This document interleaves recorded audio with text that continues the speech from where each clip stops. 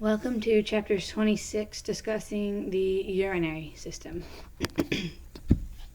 So the urinary system is going to consist of 2 kidneys, 2 ureters, 1 bladder, and 1 urethra. The urine is going to be excreted from each of the 2 kidneys through its ureter, and is going to be stored in the urinary bladder until you're able to make it to a socially acceptable place for your body to expel that urine through the urethra.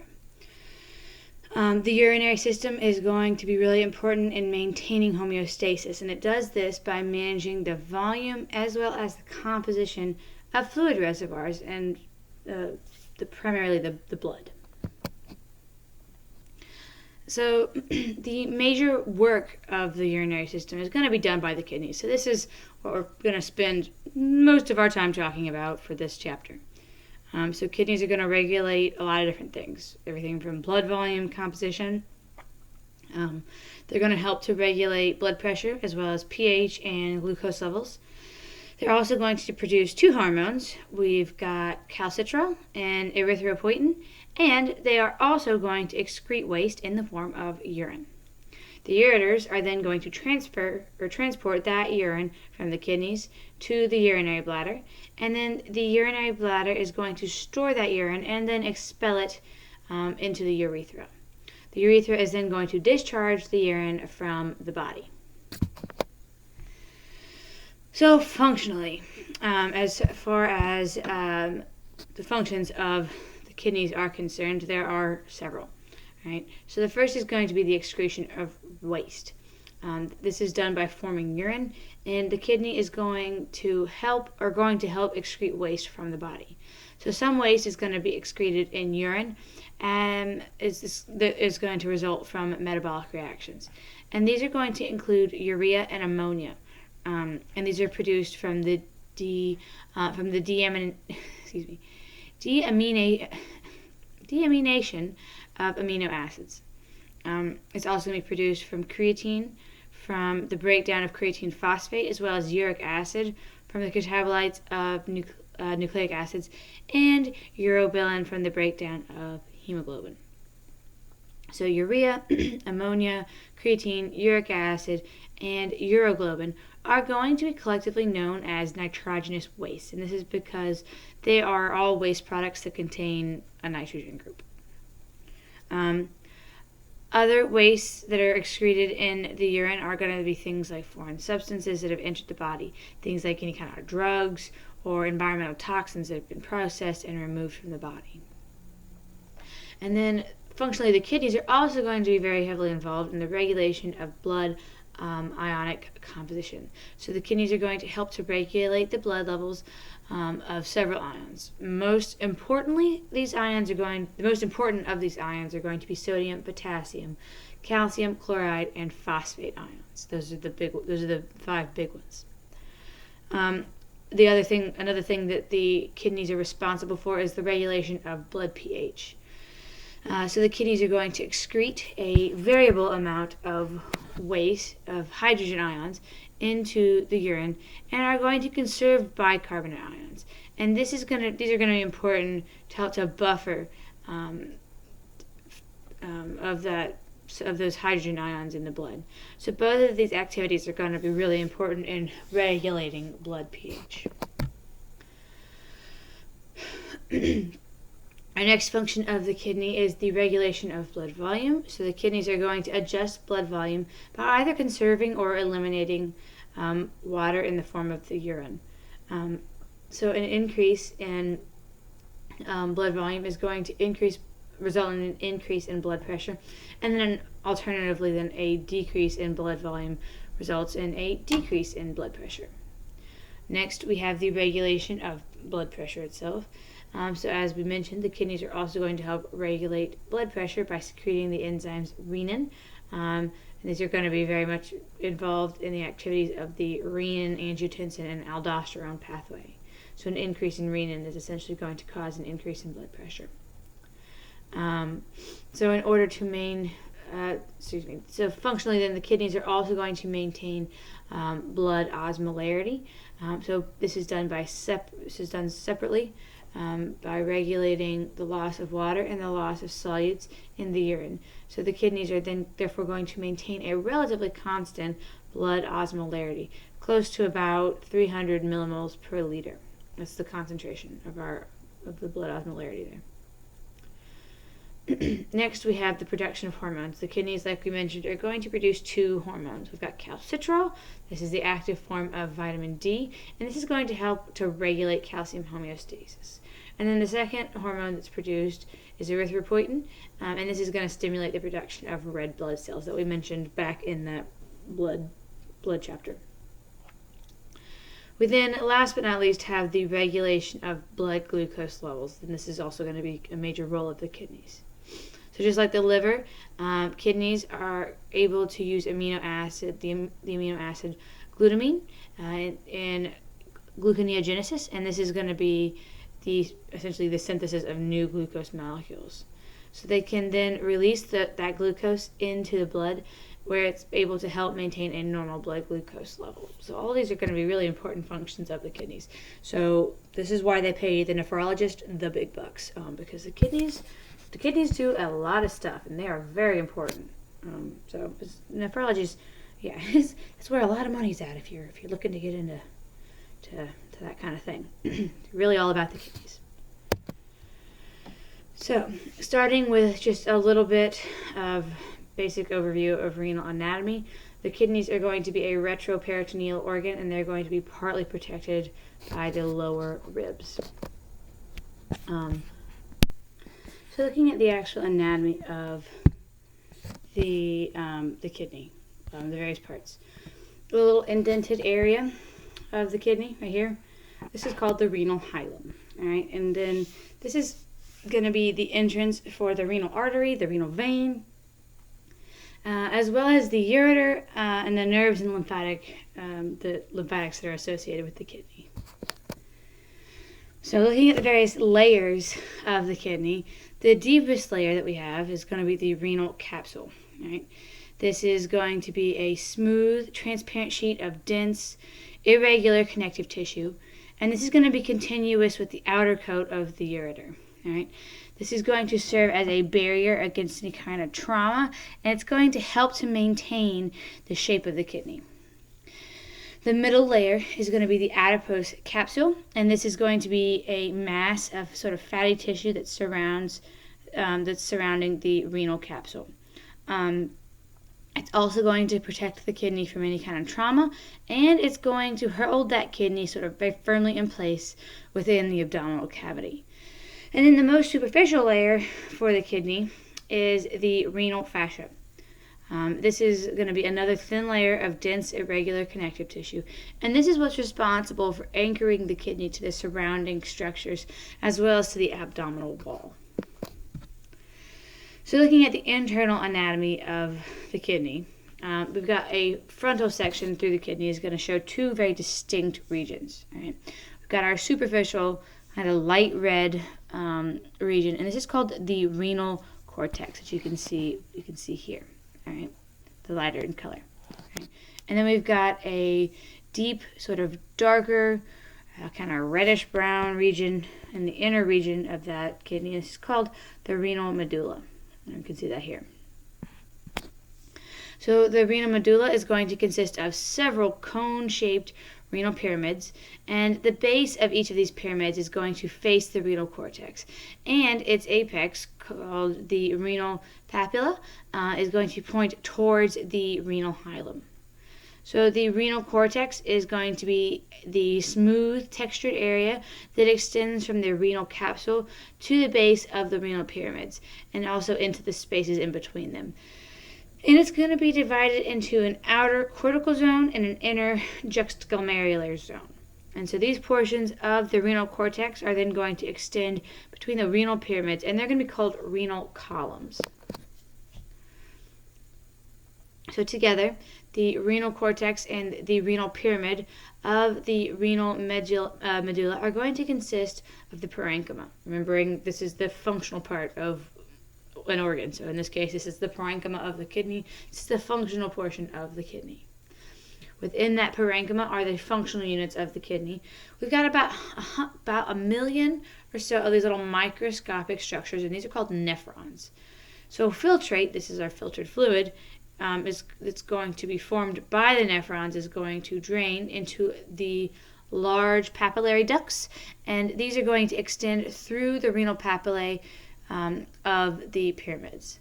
So the papillary duct is going to drain into sort of a cup-like structure called the major and minor calyces, and each kidney is going to have anywhere between 8 to 18 of these minor calyces and 2 or 3 major calyces. So the minor calyces are going to receive urine filtrate from the papillary ducts of one renal papillary, and they are papilla.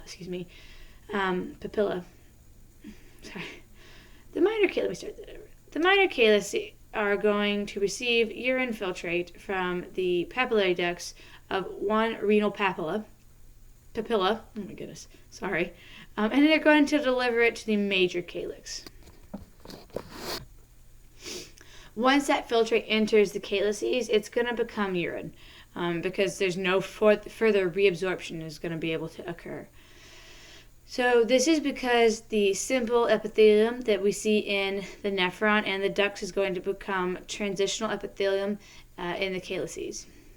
So from the major calyces, urine is going to drain into a single large cavity called the renal pelvis, and is then going to drain out through the ureter into the urinary bladder.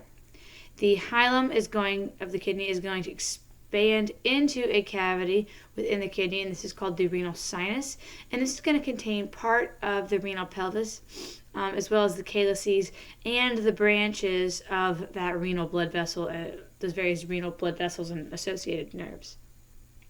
Adipose tissue is also going to help to stabilize the position of these structures within those renal sinuses. So, for now, let's look at the blood and nerve supply that we have for the kidneys. So starting with the blood supply.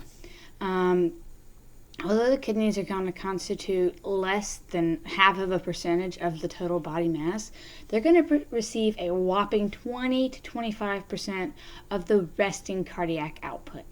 So blood is going to enter the kidneys through the renal artery, and it's going to exit through the renal veins, just like what you would expect. And the branching pattern of the renal blood vessels and the path of blood flow is going to be through the kidneys is shown over here. We're not going to worry too much about that, but it is over here for you if you are interested in that.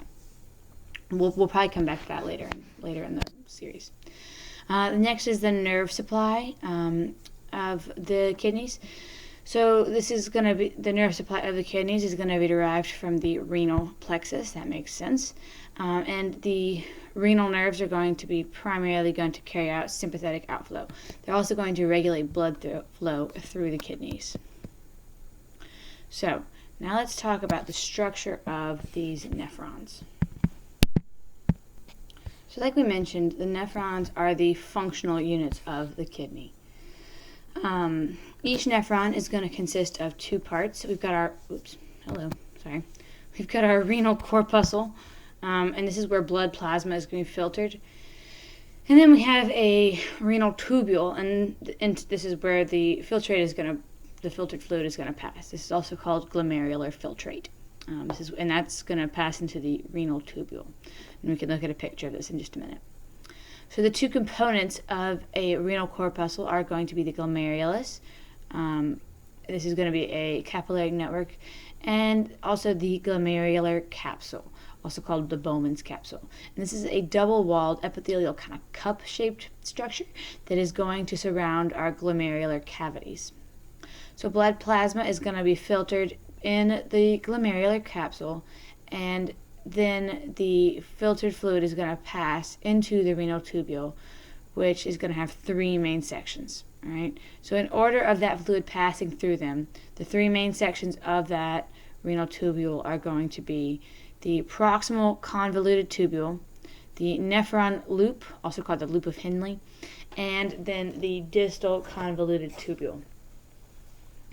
So proximal is basically, when we talk about a proximal convoluted tubule, this just basically denotes the part of the tubule attached to the glomerular capsule, right? And then the distal, in the distal convoluted tubule, it's going to denote the part of the tubule that is further away from our glomerular capsule. So convoluted just basically means like kind of tightly, in this instance, means that the tubule is tightly coiled rather than straight. It's kind of like a jumble of, like a mixture. It's all tied up into knots almost. I mean, obviously it's not knots, but it's not straightforward. It's quite the tightly coiled little structure. The renal corpuscle and both of those convoluted tubules are going to lie within the renal cortex, and the nephron loop is going to extend from the renal medulla, and then it's going to make a hairpin turn, which is also like a U-turn for those of us who don't know what a hairpin turn is. It's going to make a U-turn at our loop of Henle, or our nephron loop, and is then going to return to the renal cortex. So, continuing with the structure of these nephrons, a nephron is going to consist, like we said, of a renal corpuscle. This is where fluid is going to be filtered, and that renal tubule, and this is going to be into which the filtered fluid is going to pass. So nephrons are going to perform three big, major, basic functions. So glomerular filtration, they're going to be involved in tubular reabsorption, as well as tubular secretion. And these are the three big, basic functions of the nephron, right, which again is the functional unit of the kidney. The renal tubule is going to consist of a proximal convoluted tubule, a nephron loop, and our distal convoluted duct, our distal convoluted tubule.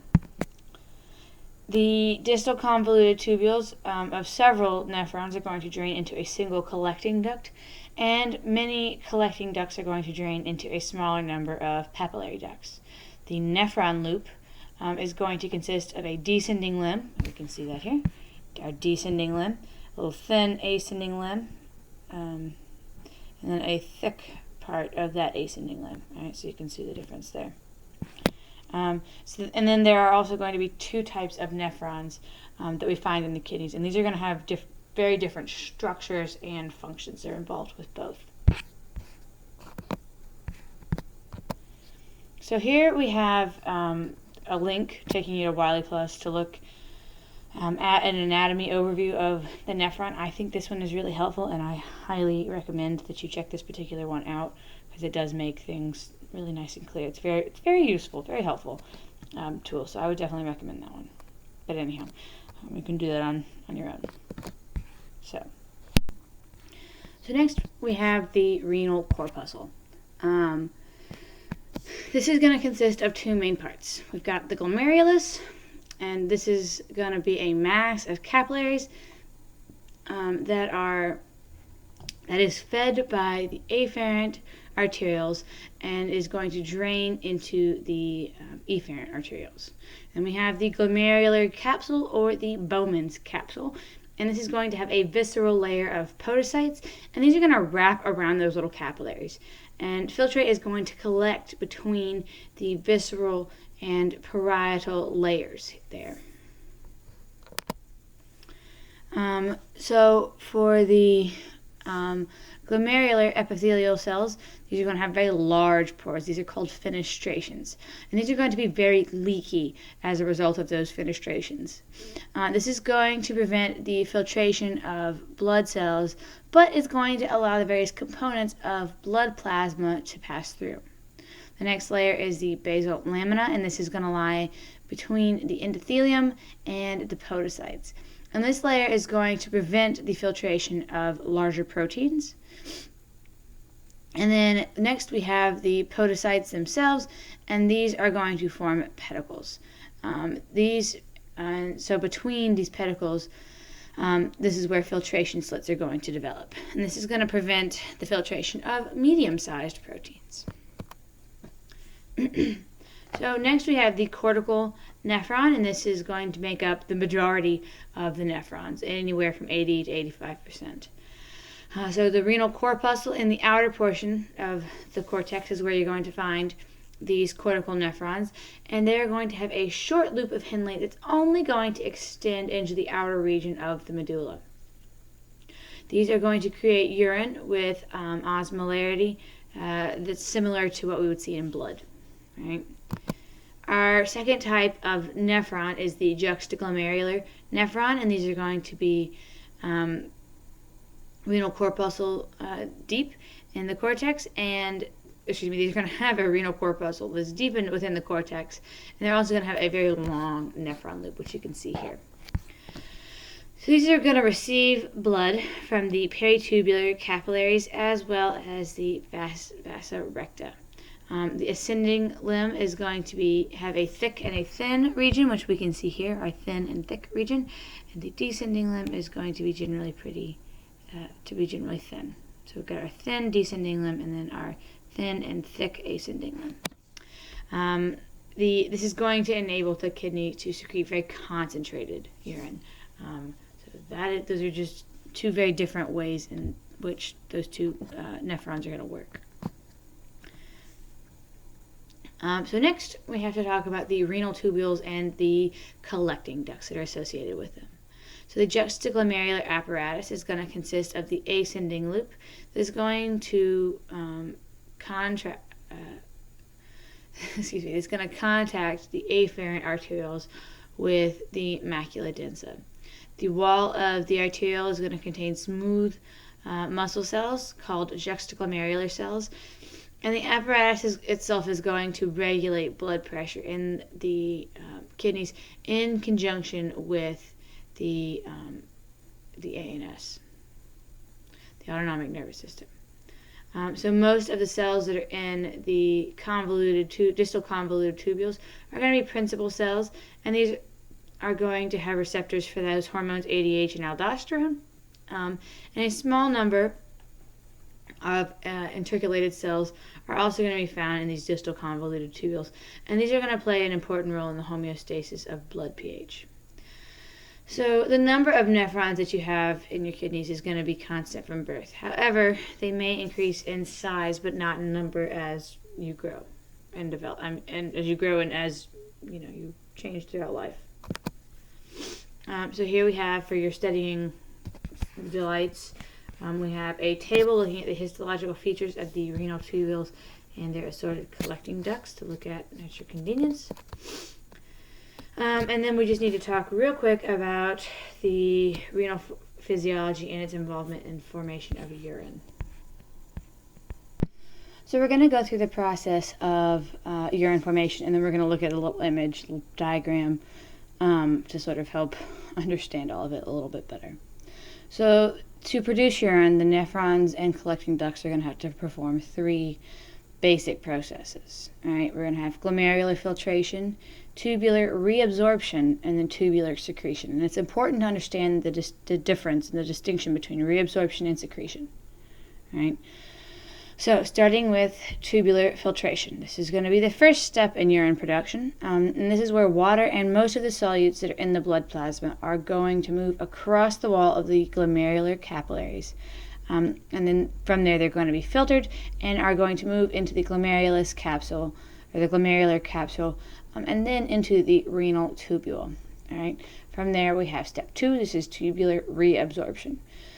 So as that filtered fluid flows through the renal tubules and through the collecting ducts, the tubule cells are going to reabsorb about 99% of that filtered water. So the vast majority of the water is being reabsorbed. As with this reabsorbed water, there are going to be lots of useful solutes that are also being reabsorbed.